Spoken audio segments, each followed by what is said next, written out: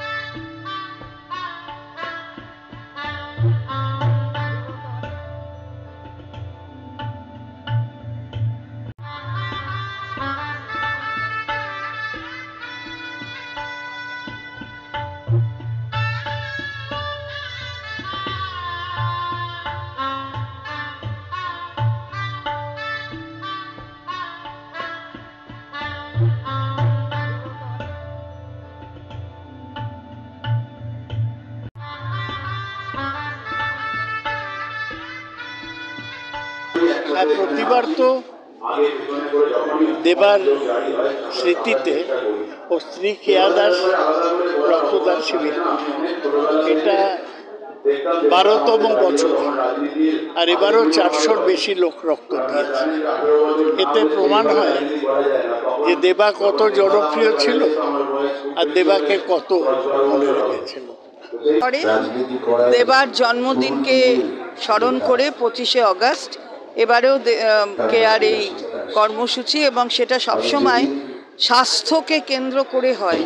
বিভিন্ন স্বাস্থ্য শিবির, রক্তদান, এইসবের মধ্য দিয়ে দেবাকে স্মরণ করা, জন্মদিনে তার প্রতি শ্রদ্ধা অর্পণ করা কেয়া আর তার সহকর্মীরা করে চলেছে। এটা অত্যন্ত প্রশংসনীয়।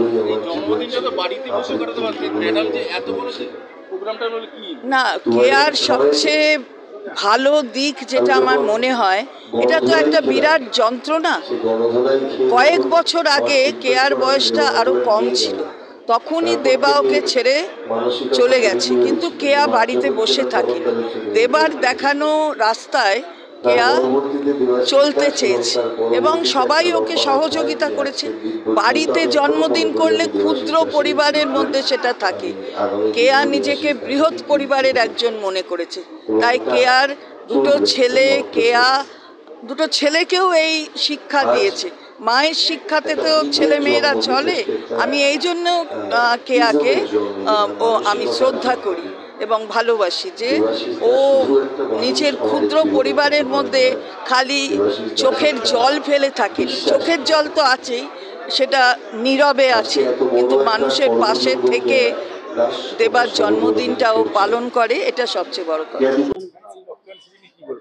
অবশ্যই কেয়াদির ডাকে আজকে এখানে এসেছি, এবং অদিতি আমার ভীষণ ভালো বান্ধবী। বিধানসভাতে আমরা দুজন পাশাপাশি বসি, এবং তাদের সকলের ডাকে আজ আমি এসেছি। আজকে অনেকগুলো ব্লাড ডোনেশন ক্যাম্পস রয়েছে, রবিবার করে হয়, এবং আমার বিধানসভাতেও আমি অ্যাটেন্ড করতে করতে আজকে এখানে এসে পৌঁছেছি। আগামী দিনেও থাকবো কেয়াদির পাশে। কেয়াদি আমাদের ভীষণ লড়াকু নেত্রী, এবং এত সুন্দর সুন্দর উদ্যোগ উনি নিয়েছেন। হ্যাপি হোমস বলে একটি হোম, যেখানে 200 জন বাচ্চাদের দেখাশোনা করা হয়। তো তাদের পাশেও দাঁড়ায় কেয়াদি, এবং সকলকে নিয়ে। তো এই ধরনের সুন্দর সুন্দর উদ্যোগে অবশ্যই আমিও থাকতে পছন্দ করব আগামী দিনেও, এবং সবাই মিলে এইভাবেই আমরা সুন্দরভাবে এগোতে চাই। আমি হয়তো এই 12-13 বছরে প্রথমবারই কেয়াদি আমার হাতে মাইকটা ধরিয়ে দিল। আমি কোনোবারই এসে এখানে কিছু বলি না। এটা আমার কাছে খুব আবেগের একটা অনুষ্ঠান, এবং ধারাবাহিকভাবে এত বছর ধরে এই দিনটাতে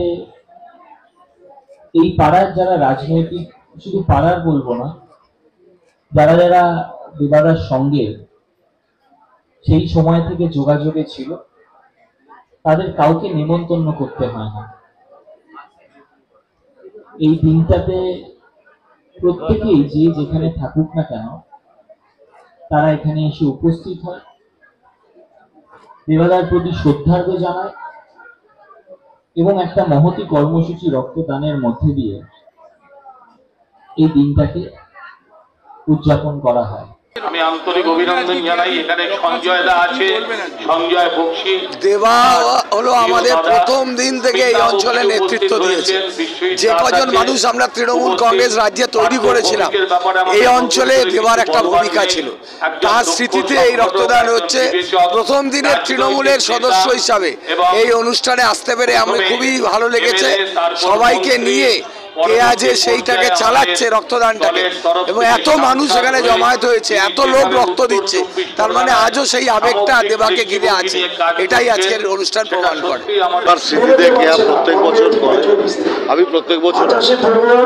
বিরোধীরা তো লাভাচ্ছে, কিন্তু দেখা যাচ্ছে প্রত্যেকটা রক্তদান শিবিরে মানুষের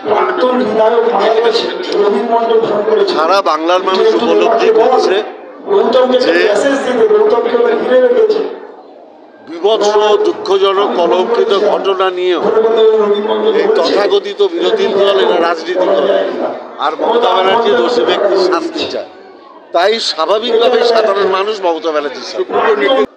দেবাদা অ্যাকচুয়ালি আমরা যখন ছাত্র পরিষদ করতাম সেই সূত্রে দেবাদার সাথে আমাদের পরিচয়, কিন্তু দুর্ভাগ্য আমাদের যে দেবাদার সাথে দীর্ঘদিন রাজনীতি করার সুযোগ আমাদের হলো না। কিন্তু ধন্যবাদ জানাবো কেয়াদিকে যে দেবাদা সেই কর্মকাণ্ডকে আজকে নিজে বাঁচিয়ে রেখেছে, এবং দীর্ঘদিন, যেটা আমি মাইকেও বললাম যে এক বছর একটা প্রোগ্রাম করা যায়, কিন্তু প্রত্যেক বছর সেই প্রোগ্রামটাকে বাঁচিয়ে কন্টিনিউ করাটা সত্যি খুব কঠিন কাজ। আজকে ডেটে কেয়াদি যেটা করছে, অবশ্যই আমরা কেয়াদিকে ধন্যবাদ জানাবো। আর আমাদের মধ্যে বৈষ্ণবদা আছে এবং আমাদের মধ্যে আমার কামানাতি রানে